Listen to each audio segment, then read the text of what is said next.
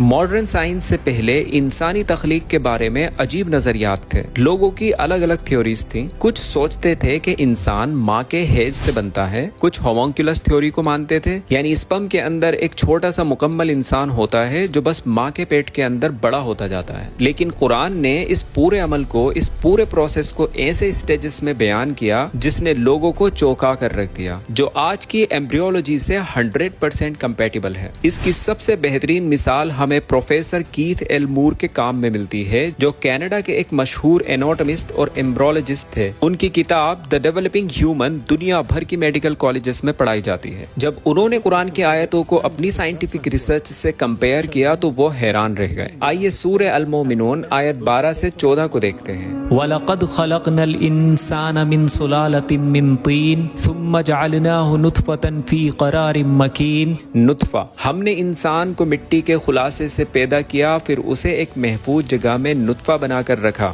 یہ صاف طور پر اسپم اور اس کے پلیسمنٹ کی بات کرتا ہے. ثُمَّ خَلَقْنَا النُّطْفَةَ عَلَقَةً. علقہ، پھر ہم نے اس کو علقہ بنایا. یہ لفظ سب سے زیادہ حیران کرنے والا ہے، جس کے 3 مطلب لیے جاتے ہیں. اے لیچ یا جونک، بی چپکنے والی چیز، سی خون کا لوتھڑا. شروعاتی ایمبریو ان تینوں معنوں پر پورا اترتا ہے. وہ لیچ جیسا دکھتا ہے، ماں کے رحم کی دیوار سے چپکا رہتا ہے اور وہاں سے خون حاصل کرتا ہے.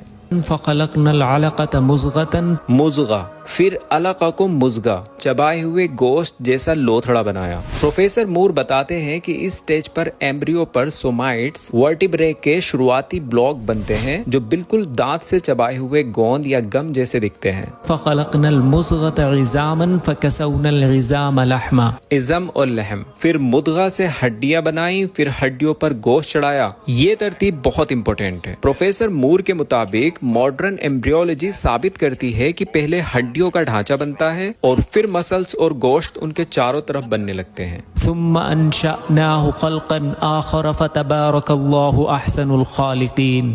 خلقن آخر، پھر اسے ایک اور کریشن بنا کر کھڑا کر دیا، ایک نئی شکل کے ساتھ بنا دیا. اس سٹیج پر ایمبریو میں انسانی خصوصیات، انسانی فیچرز آنے لگتے ہیں جو اسے دوسرے جانوروں کے ایمبریوز سے الگ کرتی ہیں. پروفیسر مور نے کہا تھا، یہ میرے لیے بالکل صاف ہے کہ یہ بیان، یہ اسٹیٹمنٹ محمد صلی اللہ علیہ وسلم تک اللہ کی طرف سے ہی آئے ہوں گے، کیونکہ یہ تمام علم، تمام نالج صدیوں بعد ڈسکور کی گئی ہیں.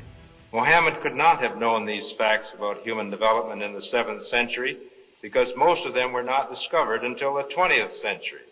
Muslims and others are justified in concluding that these facts could only